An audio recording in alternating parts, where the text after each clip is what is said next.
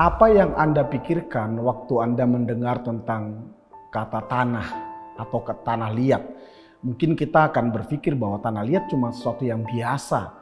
Tanah liat itu tidak berharga, kita bisa temukan di mana saja.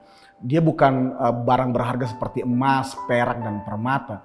Tapi Alkitab seringkali menggambarkan bahwa kehidupan kita ini sebenarnya seperti tanah liat di tangan penjunan. Bahkan di dalam firman Tuhan, di dalam 2 Korintus 4 ayat yang ke-7, Paulus mengutip, "Tetapi harta ini kami punyai dalam bejana tanah liat, supaya nyata bahwa kekuatan yang melimpah-limpah itu berasal dari Allah, bukan dari diri kami."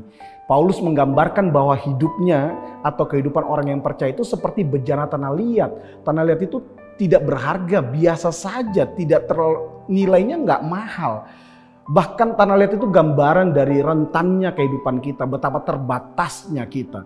Tetapi apa kemudian yang membuat tanah liat atau bejana tanah liat itu menjadi istimewa? Bukan karena tanah liatnya yang terbatas atau yang tidak berharga itu. Tapi apa yang ada di dalam bejana tanah liat itu yang paling penting.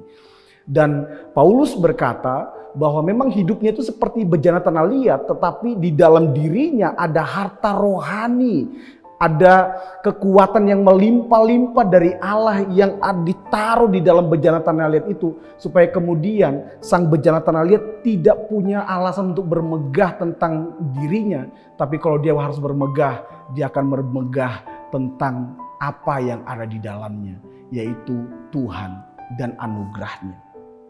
Firman Tuhan berkata bahwa Christ in you, the hope of glory. Sebenarnya apa yang membuat hidup kita yang rentan ini, yang lemah ini, yang penuh kekurangan ini menjadi berharga, menjadi istimewa sebenarnya adalah apa yang di dalam kita.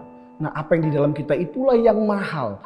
Kita terbatas, tapi yang di dalam kita tidak terbatas. Kita lemah, tetapi yang di dalam kita itu begitu kuat, dia tidak terbatas, dia begitu hebat.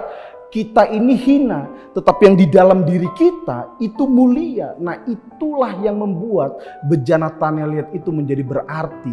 Dia menjadi bejana tanah liat yang punya nilai karena yang di dalamnya itu adalah pribadi Tuhan sendiri. Hari ini, Bapak Ibu Saudara, kalau engkau sedang merasa bahwa hidupmu lemah, rentan, penuh dengan kekurangan, dengan keterbatasan, sebenarnya saudara perlu pastikan apakah di dalam diri saudara ada Yesus Kristus yang menjadi harta rohani kita.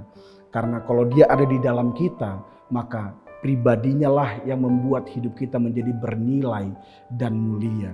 Sekali lagi, Christ in you, the hope of glory.